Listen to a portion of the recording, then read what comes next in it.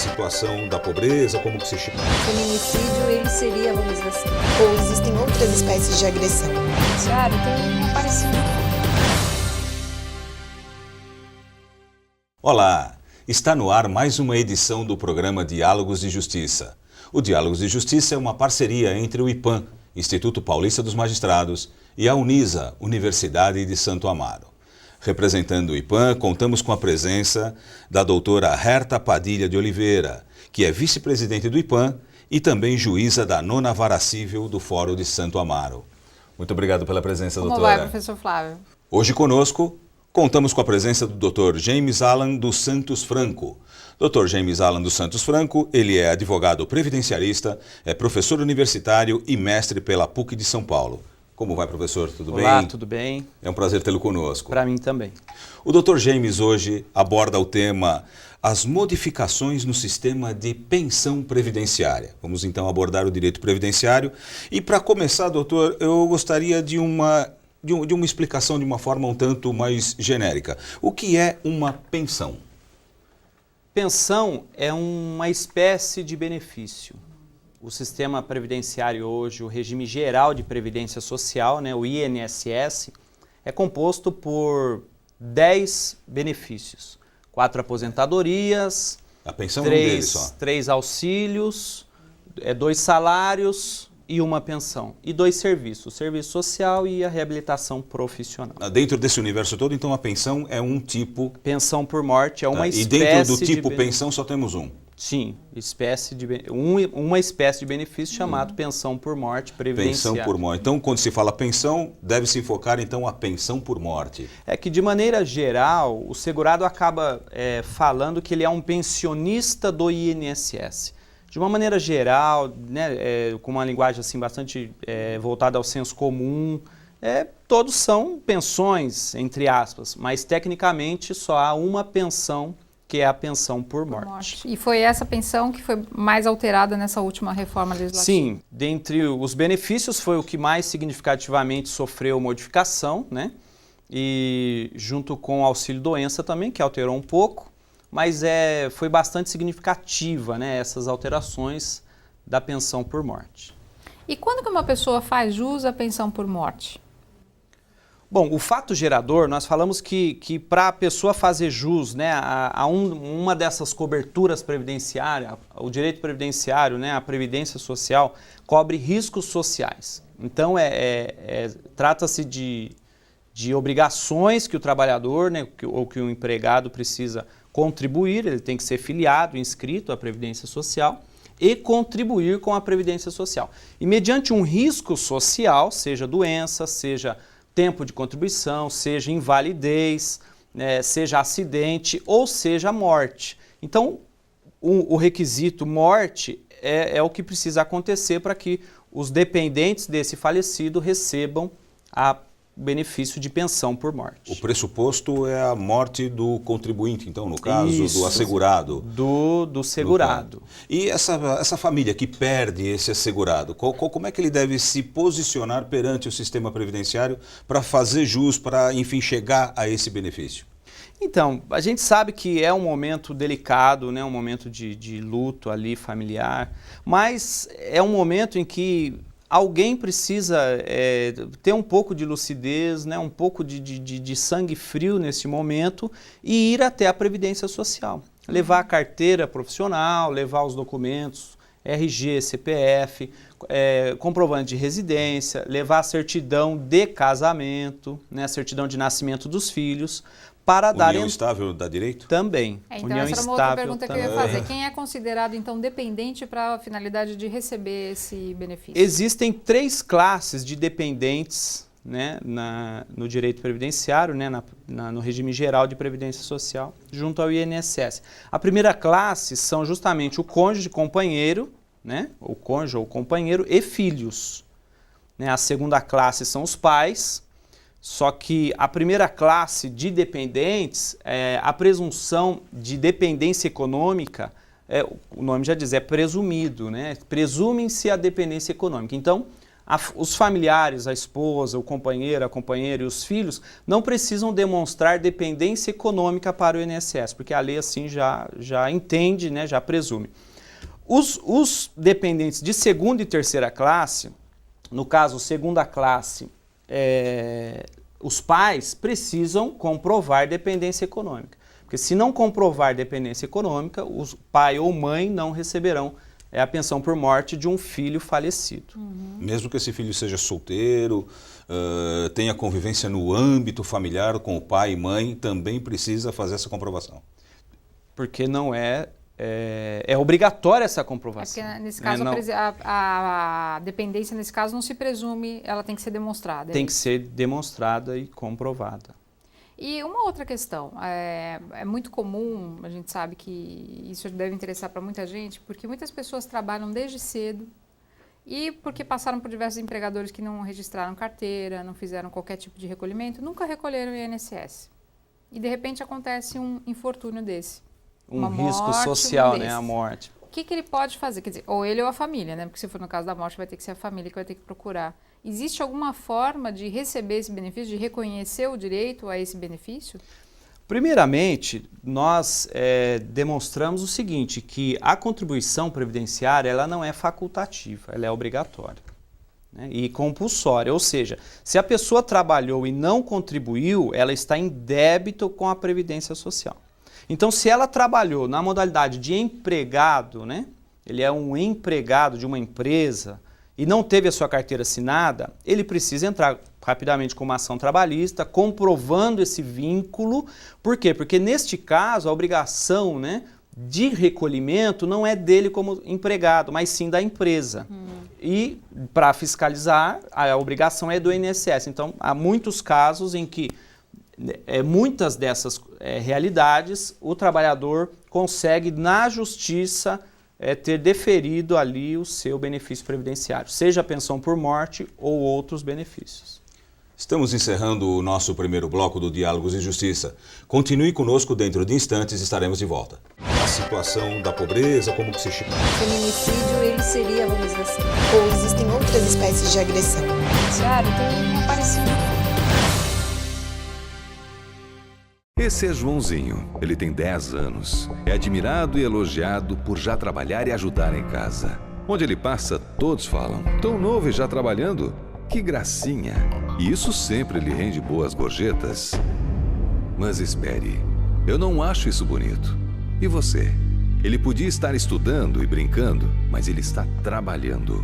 Mude seus conceitos. Trabalho infantil não é a melhor opção. Uma campanha do Ministério Público. Anota aí, Desafio Universitário Empreendedor, uma competição conectada com o seu tempo e com uma plataforma inovadora. O negócio é acumular pontos e conhecimento empreendedor com experiências reais e virtuais. Os vencedores ganham tablets, smartphones e viagens internacionais. Mas para você viver tudo isso, não esqueça, inscreva-se agora.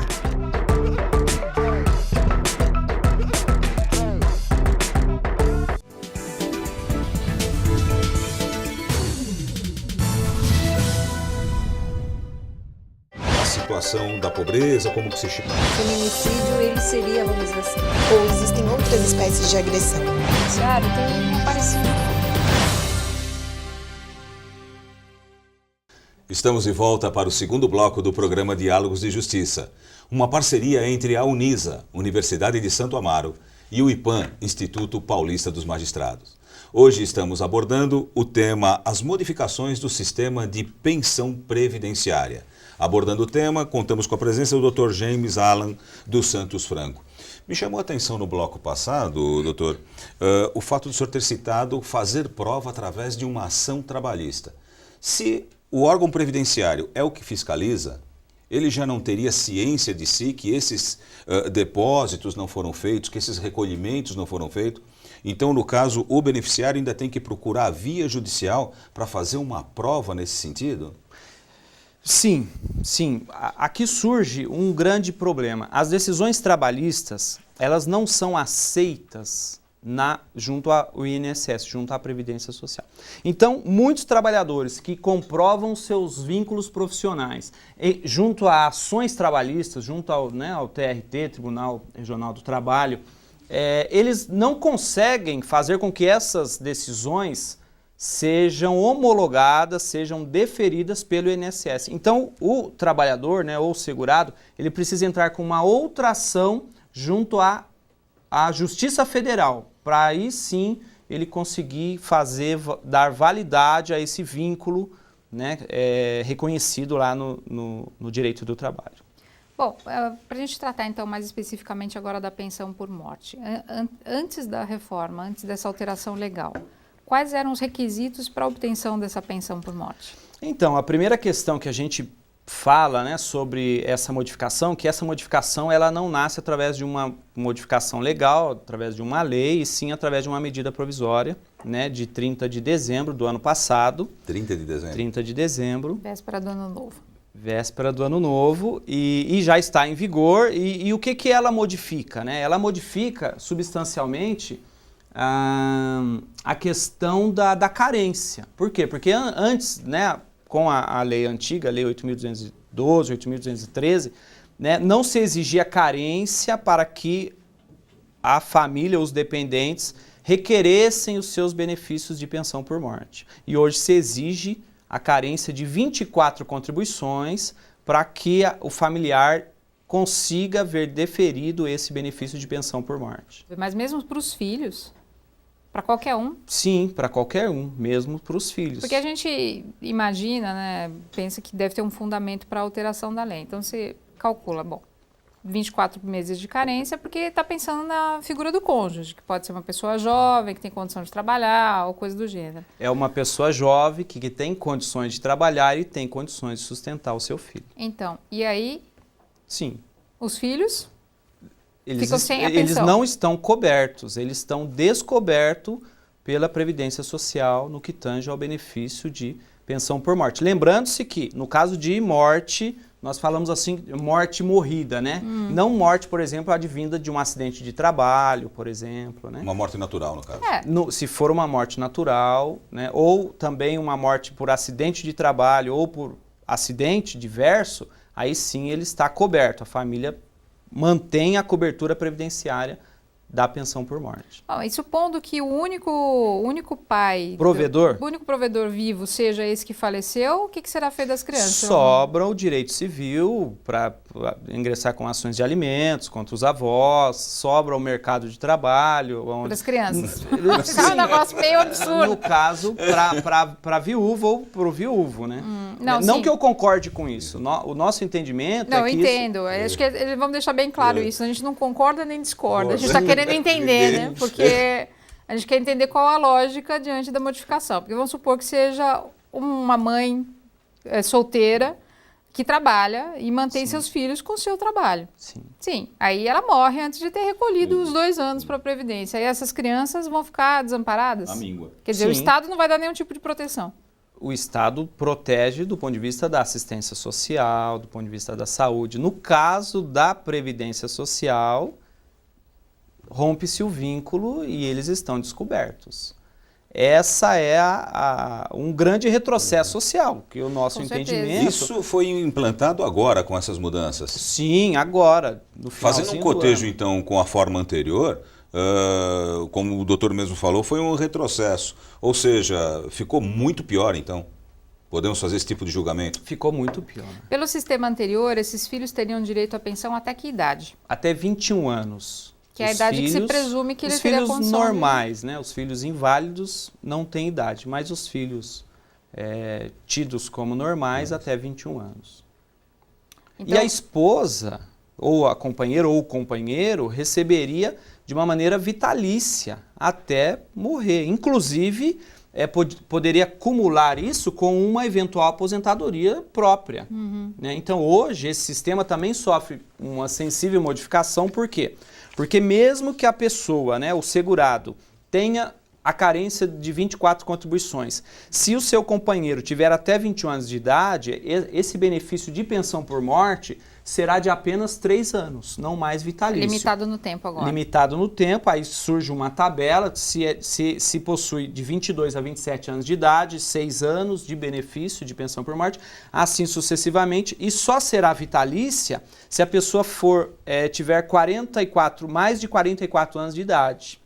Então, se uma senhora ou um senhor com 44 anos de idade perder o seu companheiro e preencher o requisito de carência, né, previdenciária, que são 24 contribuições, aí fará jus ao benefício previdenciário de uma maneira vitalícia até o seu falecimento. Falando um pouco de valores, doutor, existe um teto, existe um limite máximo, mesmo que o salário auferido em vida pelo contribuinte, aí no caso, superasse a 10 salários, ele vai receber essa mesma gama? Como é que funciona essa conta que todo mundo reclama? Então, essa conta, estipulada em salários mínimos, ela já não existe mais. Né? Nós não podemos vincular um indexador para benefício algum por salário mínimo. Isso já aconteceu no Brasil no passado, mas de mais de 20 anos para cá não existe mais essa vinculação.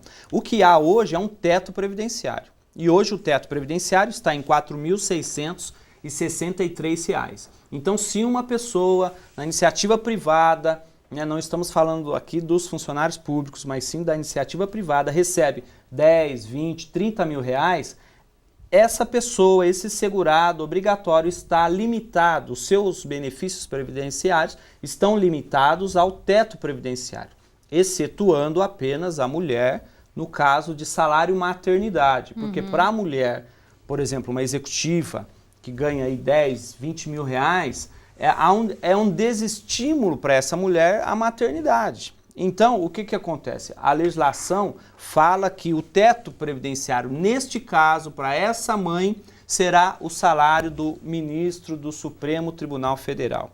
Então, essa mãe se ela recebe 50 mil reais, ela é uma executiva, alta executiva de uma multinacional, trabalha no Brasil, filiada ao regime geral e INSS. Ela receberá pela Previdência Social, de salário maternidade, até o teto que é o salário do Supremo Tribunal Federal. Que é o teto do funcionalismo público também, né? Isso também. Estamos findando o nosso segundo bloco. Para o terceiro bloco, vamos falar desse cálculo previdenciário. Continue conosco, voltaremos dentro de instantes. A situação da pobreza, como que se chama? O feminicídio, ele seria, vamos dizer assim, ou existem outras espécies de agressão? Judiciário tem aparecido.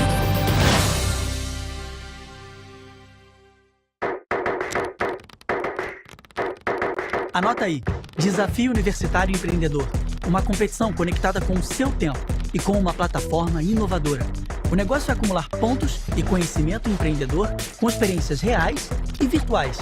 Os vencedores ganham tablets, smartphones e viagens internacionais. Mas para você viver tudo isso, não esqueça, inscreva-se agora.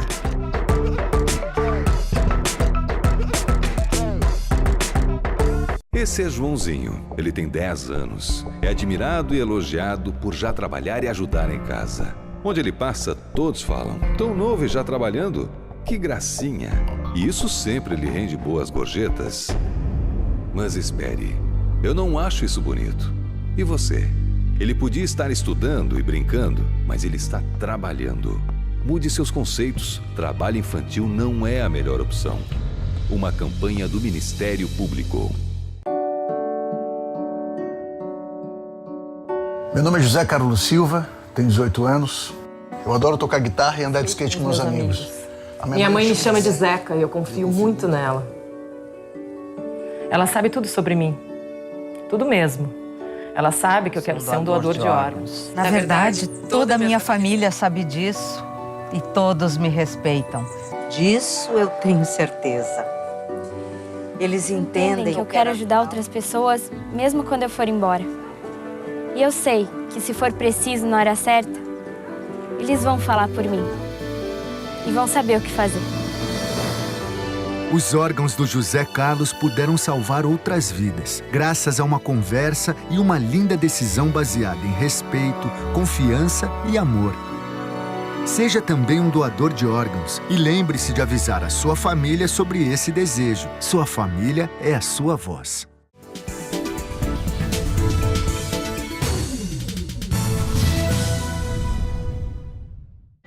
A situação da pobreza, como que se chama? O feminicídio, ele seria, vamos dizer assim, ou existem outras espécies de agressão? Judiciário tem aparecido. Estamos de volta para o nosso terceiro e último bloco do programa Diálogos de Justiça, uma parceria entre o IPAM, Instituto Paulista dos Magistrados, e a Unisa, Universidade de Santo Amaro. Hoje estamos abordando as modificações do sistema de pensão previdenciária.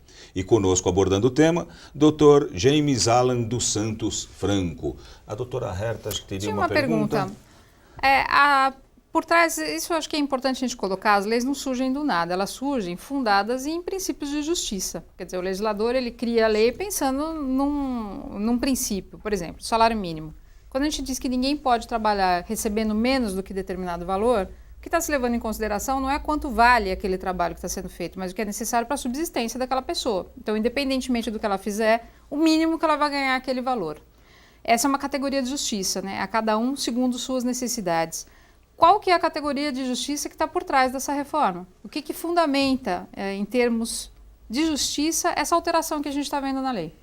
Então, nós temos discutido bastante isso, né? Nós entendemos que essas modificações são ilegais, por quê? Porque justamente fere todo esse mecanismo de justiça, né? Todo esse avanço da sociedade, né? Nós entendemos que houve, com essas novas regras, um retrocesso social. Aquilo que nós pactuamos há 100 anos atrás, hoje nós estamos modificando. E modificando com que base de pensamento, né, de estrutura de pensamento. Por quê? Porque a máquina pública hoje ela está gastando mais do que ela arrecada. Então, alguém precisa pagar essa conta. E foram escolhidos, no caso, os trabalhadores, que é a base desse sistema, para pagar a conta. Então, essa é a nossa... eu não digo revolta, mas a nossa indignação.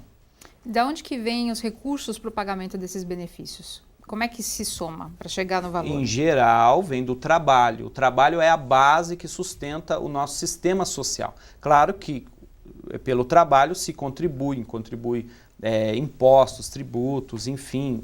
Em geral, o próprio trabalhador contribui com uma fatia do seu benefício, as empresas contribuem com uma outra fatia, né, dessa necessidade previdenciária, e isso compõe um mix que vai dar base de sustentar o sistema, esse sistema autorial, para que não quebre, né? E aí a gente faz a seguinte reflexão, né?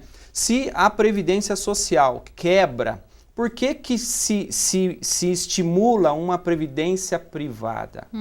Então, por trás disso, a gente entende que há um grande sistema de pensamento que se dá muito lucro, esse sistema previdenciário, não para o Estado, porque o Estado não pode, né, aferir lucro com tudo isso, mas os grandes fundos de pensões em regime aberto oferem muito lucro com esses sistemas de previdência privada. O doutor falou que dessa forma de custeio, né, das fontes de custeio. Pelo que consta, então, o trabalhador ele não é a única fonte de custeio. Não, o trabalhador, por exemplo, contribui 11% do seu salário para a Previdência Social. Existem outras fontes de custeio? As empresas com 20%. Parece que, inclusive, uma parcela de prêmio de loteria também incide. Dr. James, pelo que consta, então, o trabalhador ele não é a única fonte de custeio do sistema. Pelo que o doutor falou, tem empresas, parece que consta inclusive prêmios de loteria, uma parcela de prêmios de loteria também são fontes de custeio. Com toda a fonte de custeio que tem, esse sistema ele é deficitário? Não, dá prejuízo? O sistema hoje ele é superavitário. O que acontece é que, de uma maneira a maquiar a realidade, se pinça as contribuições dos empregados, dos trabalhadores. Essas contribuições, sim, não dão conta de sustentar todo o sistema. Mas nós não vamos desejar sustentar todo o sistema com apenas 11% das contribuições dos salários dos trabalhadores. O sistema ele não foi pensado para funcionar dessa maneira. Então, as empresas que oferem lucro, né, com a sua mais-valia, com toda a sua produção, também contribuem para isso. Por exemplo, as empresas que sofrem mais acidentes de trabalho, elas são taxadas de uma maneira majorada, elas pagam mais por isso.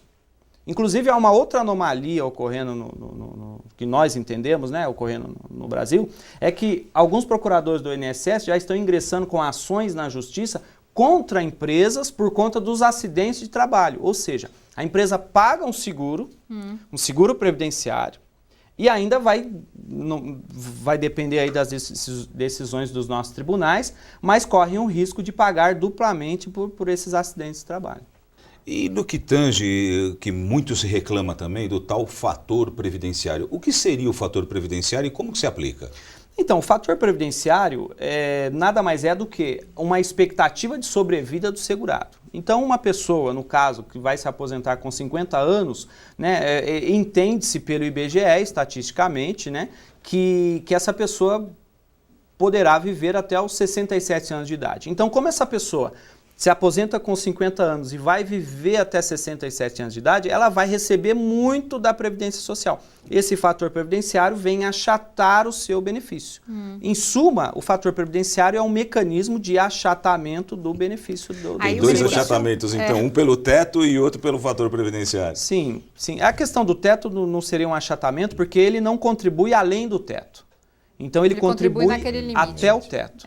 Né? Tá, mas o fator previdenciário ele vai reduzindo conforme a pessoa vai envelhecendo ou não? Por exemplo, ela aposentou com 50 anos, tem esse achatamento, vai receber 40% a menos, vamos supor, não sei se é esse fator. Não, ele recebe um percentual menor, achata o valor do benefício. E daí, conforme ele vai ficando mais idoso, vai aumentando o valor do benefício? Não, o valor do benefício aumenta por índices gerais. Ou seja, todo o benefício aumenta. O fato do risco diminuir não faz a menor relevância, então, para aumentar o valor do benefício. Isso é uma maneira de estimular que a pessoa aposente mais tarde. Mas, consequentemente, para o INSS ou para o IBGE, ela vai morrer logo. Então, vai receber menos benefício previdenciário. Pois é, estamos encerrando o nosso programa Diálogos de Justiça de hoje. Queria agradecer muito a presença da doutora Herta Padilha de Oliveira, vice-presidente do IPAM, que com muita gentileza compôs aqui a nossa banca. Muito obrigado, agradeço, doutora. professor, é um prazer estar aqui novamente. Dr. James Alan dos Santos Franco, uma entrevista bastante esclarecedora. Agradecemos bastante também a sua presença. Claro. E pode ter certeza que em matéria previdenciária o senhor trouxe muita lucidez aos nossos telespectadores. Muito obrigado pela sua presença. De nada, e para mim é um prazer, estamos às ordens. A você, telespectador, fica aqui o nosso muito obrigado, o nosso abraço. Continue com a nossa programação e até o próximo Diálogos de Justiça. A situação da pobreza, como que se chama? O feminicídio, ele seria, vamos dizer assim, ou existem outras espécies de agressão? Claro, tem um parecido.